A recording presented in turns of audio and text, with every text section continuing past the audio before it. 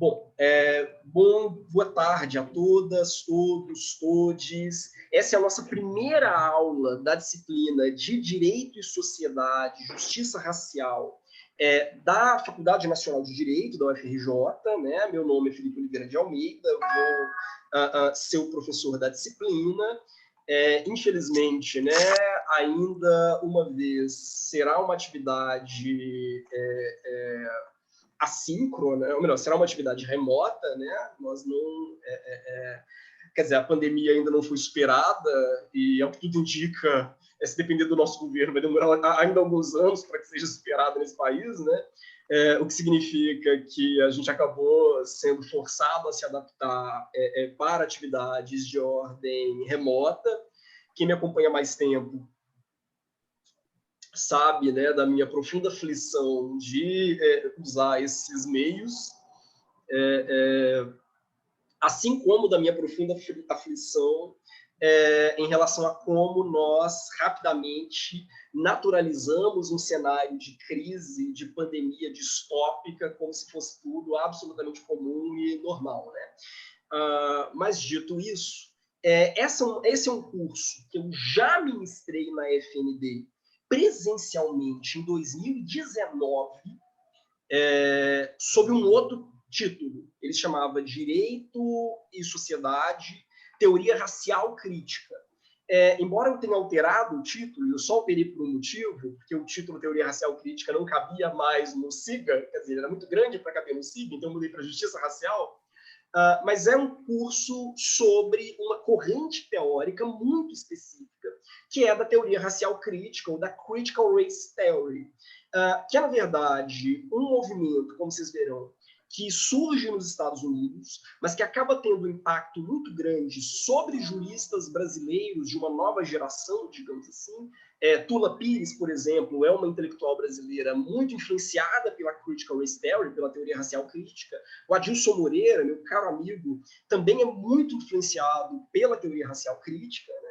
Então, a gente tem uma pleia de jovens acadêmicos, na verdade, né, de brilhantes acadêmicos que, em diálogo, mas não necessariamente em submissão, né, não significa simplesmente transcrever ou transplantar essa corrente para cá, né, mas dialogando com essas teorias, conseguem produzir um pensamento brasileiro, né, genuinamente brasileiro, pensando o racismo dentro do nosso território. E, em virtude da importância que essa escola assumiu no Ocidente como um todo, né, desde a década de 70, eu achei que seria interessante dar uma disciplina de Direito e Sociedade, tendo a teoria racial crítica como um eixo. A todo momento, como vocês verão, eu vou tentar fazer links com autores brasileiros e com a realidade brasileira, mas tentando tomar essa escola, que é uma escola bastante circunscrita, né, como o norte das aulas que elas vão ser dadas, enfim, nas próximas semanas, né? Tranquilo até aqui? Sim.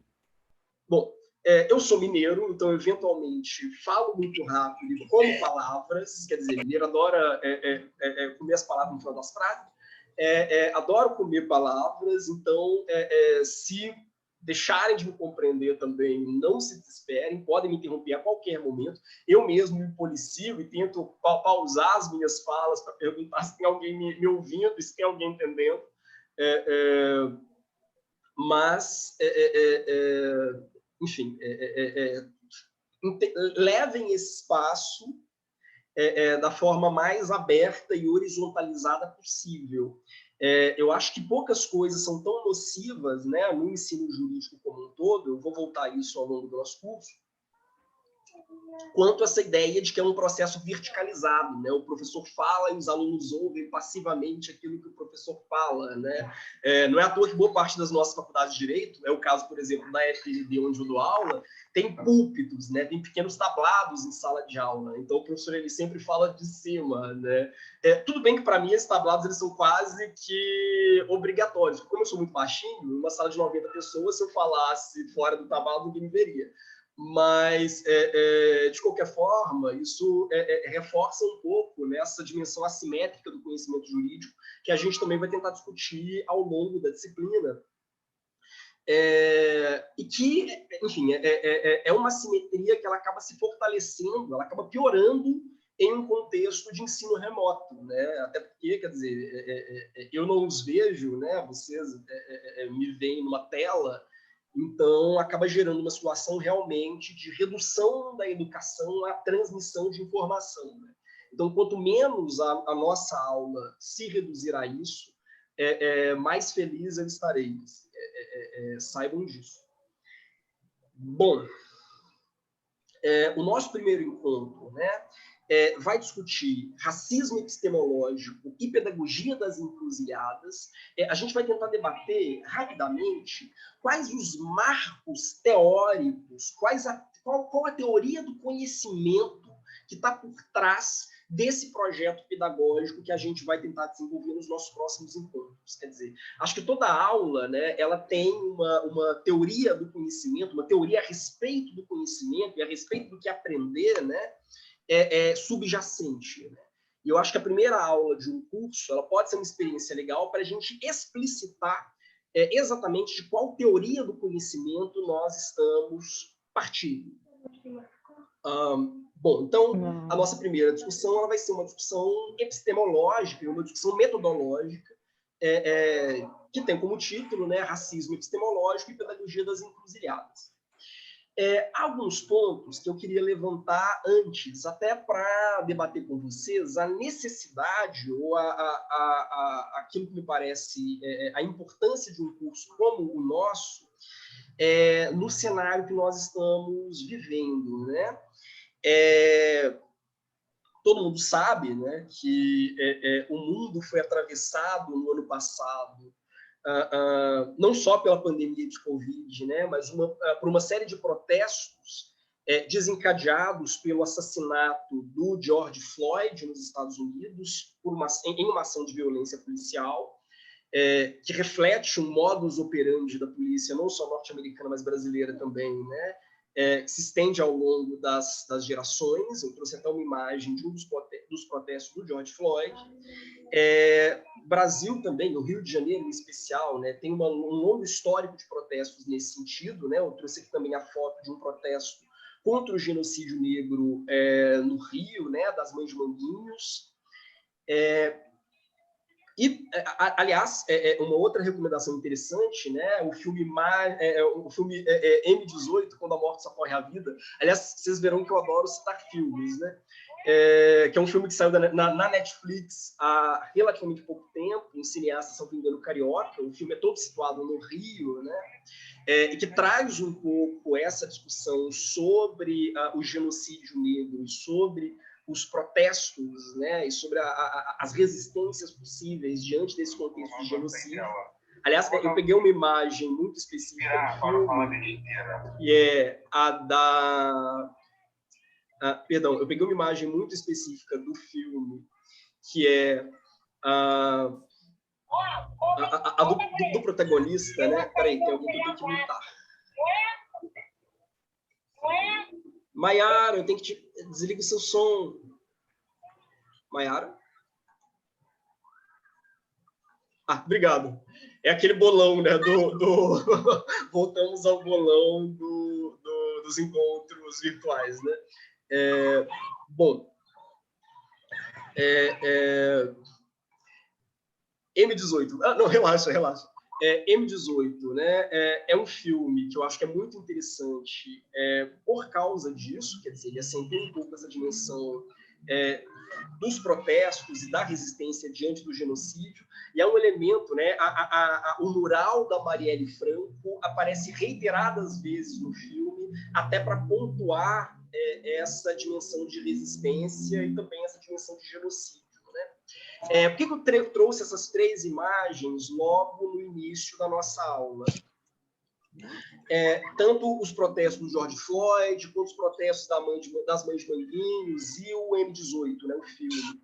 porque essas três imagens, elas mostram que existe na nossa sociedade uma assimetria muito funda, existe na nossa sociedade uma dissonância muito profunda entre a linguagem, né, do direito, a retórica do direito, que apresenta a nossa sociedade liberal, né, no Ocidente capitalista moderno, como sendo uma sociedade calcada no reconhecimento da diferença e no respeito à igualdade formal, por um lado, e, por outro, as vivências concretas das pessoas, né, notadamente dos grupos mais marginalizados, mais vulnerabilizados, que não experimentam esse reconhecimento, essa igualdade formal, muito pelo contrário, enfrentam a todo momento práticas contínuas de segregação e de exclusão. Né? Então, isso se trata, de fato, de de um problema menor dentro do sistema jurídico, ou seja, será que o único problema na sociedade em que nós estamos hoje é que o direito ainda não conseguiu, e vejam, ênfase no ainda, será que o problema do sistema no qual nós estamos hoje é que o direito ainda não conseguiu chegar aos grupos mais vulneráveis, mas haveria um processo lento e inexorável de expansão do direito, dos direitos fundamentais, né, para esses grupos?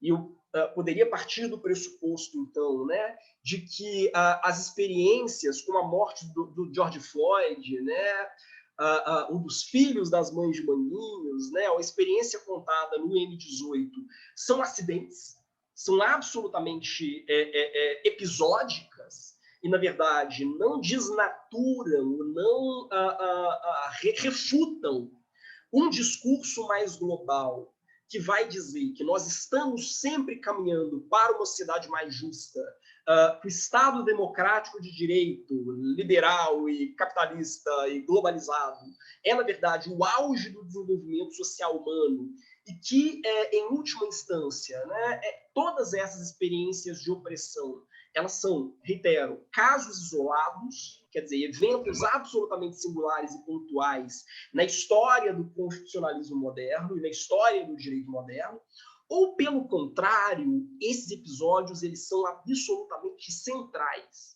Quer dizer, eles dizem muito sobre a maneira como o direito é construído.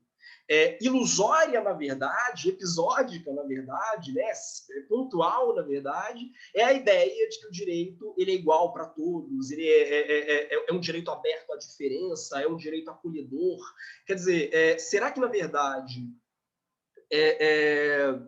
o que nós estamos vendo, né, para fazer um jogo de palavras ao qual eu devo voltar, né?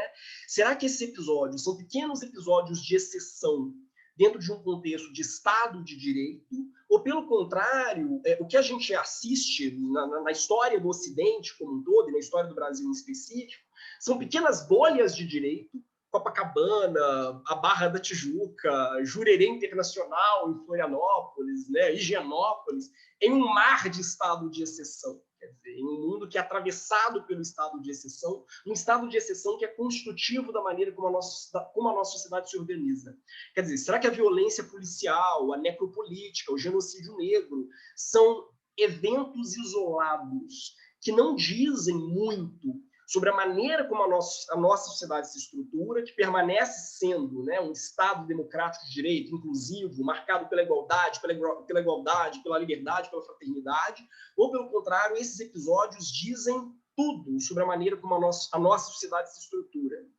E aí entra uma questão, né, que levando isso em consideração, então aquilo que nós geralmente ensinamos nas escolas de direito, ou seja, que o direito é neutro, ele é cego à cor, quer dizer, ele é indiferente à cor das pessoas, né? Não é um direito racista, é um direito que não é generificado, não discrimina por gênero. O direito em si é um construto puramente formal, abstrato, indiferente aos atores, né? Afinal, a justiça é cega. Será que aquilo que a gente ensina nas escolas de direito é, no fundo, uma grande mentira? Quer dizer, serve ideologicamente como uma justificativa para legitimar o sistema, quer dizer, para legitimar o status quo, digamos assim, mas, por outro lado, tem uma aplicação irrisória quando a gente vai ver, de fato, como essas estruturas de opressão se desenham. Tranquilo até aqui? Sim, professor. Bom, sim. Tranquilo, professor. Essa discussão, ela é a chave dessa corrente teórica que a gente vai explorar ao longo dos nossos encontros, que é a teoria racial crítica, ou a Critical Race Theory. E como é que vai ser a nossa aula? Nós vamos ter exatamente 11 encontros contando com este. Esse primeiro encontro é um encontro de apresentação. O nosso segundo encontro vai ser sobre uma corrente teórica contra-hegemônica, digamos assim, que surge nas escolas de direito na década de 70. Ela surge, sobretudo, nos Estados Unidos, em Harvard e Yale, embora o grande mentor dessa escola, dessa corrente, seja um brasileiro, que é o Roberto Mangabeira Unger. Ele foi ministro do Lula, foi ministro da Dilma, fatalmente será ministro do Haddad, caso o Haddad se torne presidente, ou será ministro do Ciro, caso o Ciro se torne presidente.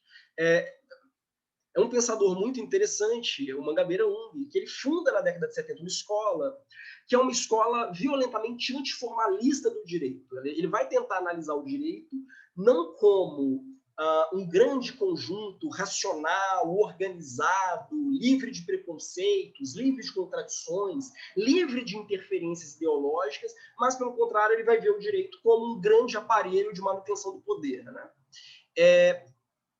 Dentro dos Critical Legal Studies, vai surgir gradualmente uma ramificação, que é justamente a teoria racial crítica. A teoria racial crítica ela se descola dos Critical Legal Studies ao longo da década de 70, por entender que aquele projeto inicial, né, que os Critical Legal Studies construíram, não era suficientemente sensível a questões relacionadas ao corpo, de forma geral. A raça, a gênero, a deficiência e por aí vai.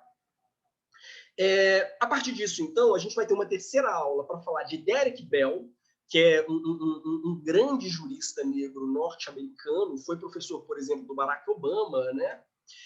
Há inclusive uma foto célebre do Barack Obama, do Obama ainda estudante, abraçado ao Derek Bell e tal, é uma figura muito emblemática e que serve como a ponta de lança da teoria racial crítica. Depois nós vamos falar do Richard Delgado, que é um outro autor, um autor chicano, né? Ele é um latino que vive nos Estados Unidos, que vai desenvolver, entre outras coisas, né, um método para análise da teoria racial crítica, que é o que ele chama de legal storytelling, e que eu tenho chamado aqui de escrevivências jurídicas, embora a expressão não seja só minha, mas pretendo patenteá-la. Depois do Richard Delgado, né, vinha a Angela Harris, que é uma grande filósofa dentro da teoria racial crítica. Depois, a Patricia Williams. O trabalho da Patricia Williams ele gira, entre outras coisas, né, em torno de uma questão que é fundamental, que é se os grupos vulneráveis, em especial negros, devem lutar por direitos ou devem lutar contra o direito. Quer dizer, reconhecendo que o direito é um sistema de opressão, eu devo descartar o direito e pensar em outras formas de resolução de conflitos. Por exemplo, eu entendo que o Estado de Direito, nacionalizado, centralizado, tal como ele existe hoje, é absolutamente atravessado pela corrupção e atravessado por interesses político-ideológicos, e, por conseguinte, eu devo descartá-lo em prol de outras formas de organização social, por exemplo, quilombos, ou ecovilas, ou comunidades alternativas, ou, pelo contrário, ainda é possível lutar por direitos, quer dizer, ainda é possível lutar pela tutela do Estado e pelo reconhecimento das suas necessidades no seio do Estado. Essa é uma discussão que é central dentro da teoria racial crítica, e talvez a grande autora que trabalhe com isso seja a Patricia Williams. Além dela, né, uma figura que é muito interessante para a nossa discussão, né, é a Kimberlé Crenshaw. De todos esses autores, talvez a Kimberlé Crenshaw seja a única efetivamente lida em português. O que, para mim, mostra, de uma forma muito enfática, como o nosso direito e as nossas escolas de direito são racistas, né? Convenhamos, a gente traduz loucamente autores muito, mas muito menos interessantes do que todos esses que a gente vai ler na nossa disciplina, como Dworkin, por exemplo, o Alexis, o Rawls, quer dizer, o Habermas. Tem gente que realmente acha que Habermas é importante. Na Alemanha, ninguém sabe quem é, né? A gente traduz loucamente esses autores, mas a imensa maioria dos autores que a gente vai trabalhar na nossa disciplina nunca foi traduzido. O Derek Bell, por exemplo, que, reitero, o Derek Bell foi professor de pelo menos um presidente dos Estados Unidos, então ele não é pouca coisa. Não há nada traduzido do Derek Bell no Brasil. Aliás, o que há de tradução do Derek Bell no Brasil é o que o Juan Fernandes, aluno dessa disciplina, traduziu. Para vocês terem uma noção, né? A Kimberly Crenshaw ela foi traduzida em português, mas ela foi traduzida porque ela cunhou, entre outras coisas, é uma figura absolutamente brilhante, o conceito de interseccionalidade. Enquanto o conceito de interseccionalidade estava associado ao feminismo negro, que é de onde ele nasceu, ele não foi traduzido. Nada da Kimberly Crenshaw foi traduzido. Mas a partir do momento em que o feminismo branco se encantou pela noção de interseccionalidade e o sequestrou, aliás, há umas discussões nesse sentido também, na aula da Kimberly Crenshaw a gente vai abordar isso, aí sim ela foi traduzida. É a única dessas autoras que foi traduzida. Aliás, minto. A Angela Harris tem 2 artigos traduzidos. Um sobre direito dos animais, quer dizer, o artigo da Angela Harris, que foi traduzido, ela tem vários textos sobre racismo. O artigo dela que foi traduzido para o português foi sobre direito dos animais, e ela tem outro artigo traduzido para o português no ano passado, finalmente, num dossiê também sobre interseccionalidade. Lembrei, o Richard Delgado tem também um artigo traduzido para o português, um artigo sobre metodologia de pesquisa. Ou seja, né, não me parece que essa invisibilização desses autores ela seja acidental, né? Ela é muito proposital. Depois desses autores, a gente vai discutir um desdobramento da teoria racial crítica, que é a Asian Crit, a teoria racial crítica asiática. Por quê? Porque, em sequência, a gente vai discutir também a Latcrítica, a teoria racial crítica latina. Esses grupos eles vão chegar a uma percepção que é interessante, que, na verdade, não existe, de fato, racismo. Existem racismos. O racismo ele se amolda, ele se adequa, ele se aclimata em territórios diferentes, a grupos diferentes. Então, na verdade, o tipo de racismo sofrido por negros não é a mesma experiência discriminatória que acomete latinos, asiáticos, indígenas, por exemplo. Né? Então, entender de fato como o racismo funciona pressupõe compreender todos esses tentáculos, a maneira como ele se ramifica em públicos diferentes. Essas escolas elas não teriam sido possíveis sem a Kimberly Crenshaw. A ideia de interseccionalidade ela abre um campo de pesquisa muito vasto, precisamente porque ele implica numa exigência de nuance, vamos dizer assim, uma exigência de complexificação da análise, que na verdade é muito interessante. Vamos falar também da Queer Crit, que é a teoria racial crítica queer, que vai enfocar justamente como o racismo sofrido por homossexuais e transexuais não é o mesmo racismo sofrido por heterossexuais cisgênero. E, por fim, a Discrit, que dessas correntes é a última a surgir, e que, a meu ver, ela tem um potencial de investigação muito interessante. Não é à toa que eu escrevi 3 artigos sobre a Discrit, né? Um com a professora Luana Adriano, que estuda no PPGD da FND, um com o Gabriel Reis, né? Que está nessa aula, e um sozinho. A Discrit ela vai investigar a teoria racial crítica da deficiência. Então, como o capacitismo, a discriminação contra pessoas com deficiência, se mesclam ao racismo e formam formas, é difícil, né? Formam modalidades muito específicas, muito singulares de segregação e de discriminação. Né? Bom, como vai ser a avaliação? Eu peço, primeiro, encarecidamente, que prestem atenção no calendário. Eu vou encaminhar para vocês um formulário. Devo encaminhar hoje ou amanhã, tanto no Facebook quanto no grupo de e-mails, né? Um formulário que deve ser preenchido até mais ou menos a antepenúltima semana do curso, tem a data no nosso calendário certinho, em que você vai indicar um filme ou uma série ou qualquer coisa que você queira analisar a partir de um dos autores tratados na disciplina. Então, por exemplo, eu quero pegar o texto sob Queercrit e fazer uma análise de Pose, a série, à luz do texto. Posso fazer isso? Então, você vai fazer uma proposta de análise só. Vai preencher um pequeno formulário propondo essa análise. Sendo aceita a análise, aí sim você vai fazer um pequeno ensaio de 1,5 páginas para ser entregue na última semana de aula, né? Também tem a data lá no calendário, fazendo essa correlação. Tranquilo? Olá? Sim, professor. Sim, professor, tudo certo. Então, assim, para quem fez... Mas, assim, por favor, leiam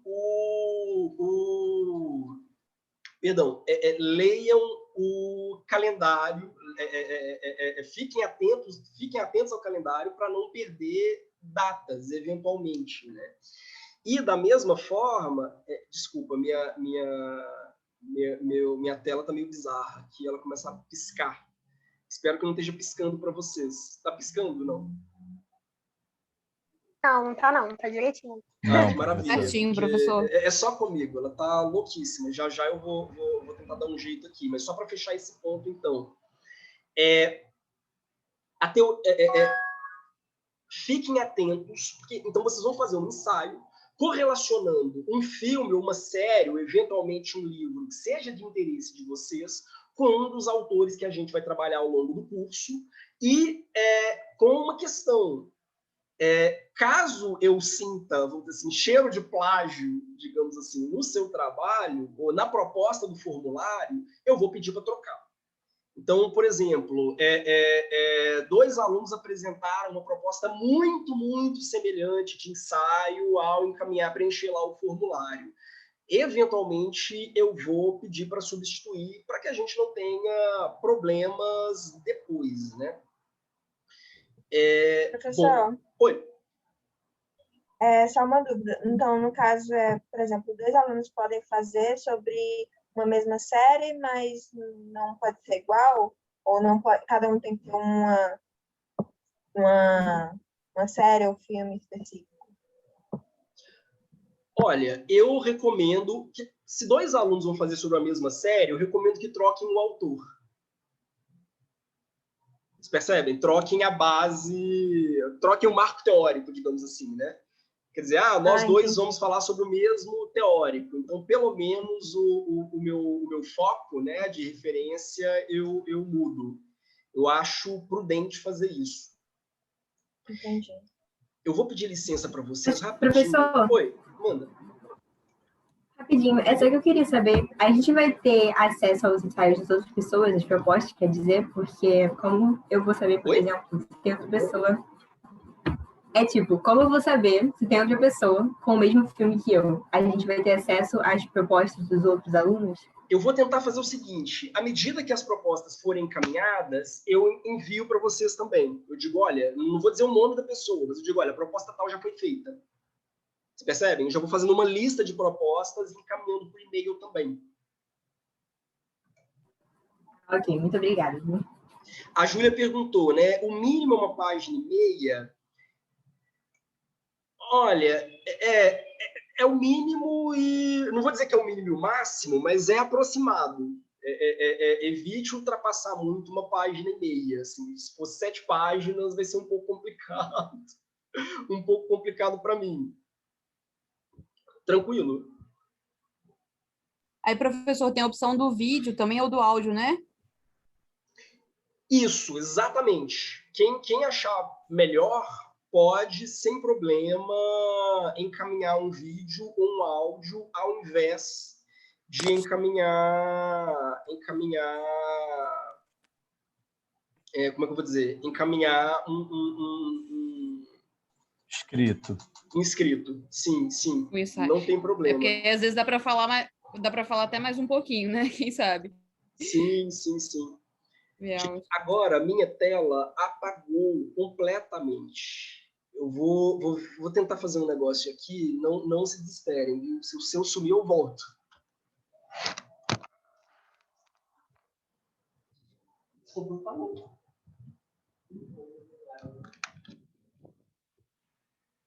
Aqui. Meu Deus do céu. Não sei.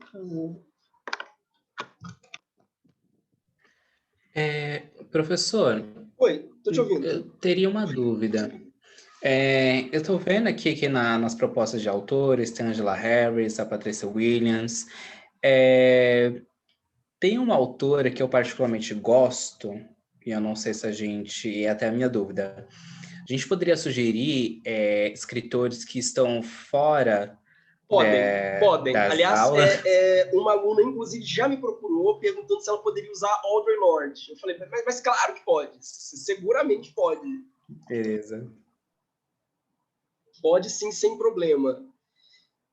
Gente, aguenta a mão aí, que eu estou tentando mexer aqui.